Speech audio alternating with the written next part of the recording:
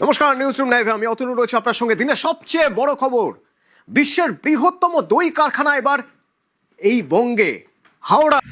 দর্শক নমস্কার, আজকের বিগ ব্রেকিং নিউজ দেখুন। অমুল দইয়ের কারখানা, অমুল দুধের কারখানা এবার হতে চলেছে হাওড়ায়। হাওড়াবাসী এবার কলকারখানায় কাজ করবে, তারা কিন্তু আর বাইরে যাবে না। কিন্তু উত্তরবঙ্গের কি হবে? উত্তরবঙ্গে কোনো কলকারখানা নেই, কোনো শিল্প নেই। উত্তরবঙ্গকে খালি চুষে খাওয়া, কিন্তু এগুলো হতে দেওয়া যাবে না। এবার শুরু হলো অমুল দুধের কারখানা, 600 কোটি টাকার বিনিয়োগ। প্রায় অনেক কিলো দই উৎপন্ন হবে। 13ই জুন থেকে হয়তো চালু হবে এবং 10 তারিখে এর একটা মিটিং হবে।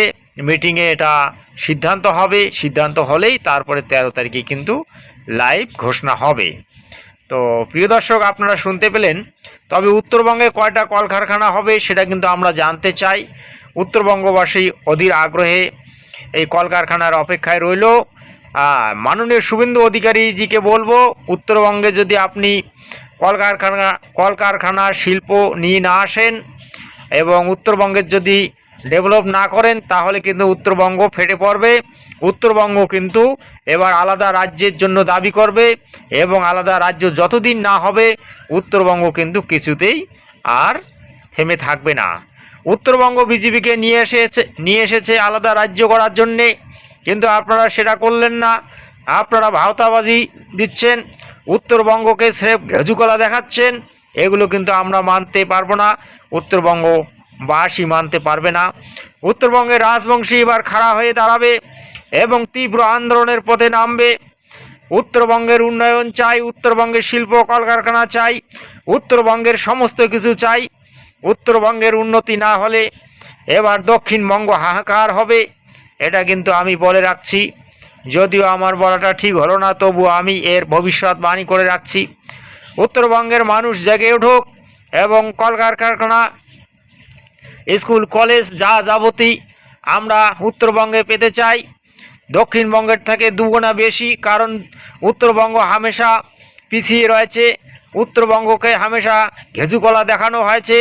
উত্তরবঙ্গের উন্নয়ন নিয়ে কোনো পার্টি, কোনো নেতা, কোনো দক্ষিণবঙ্গের ওই বড় বড় মিনিস্টার, বড় বড় নেতা চিন্তা করেনি।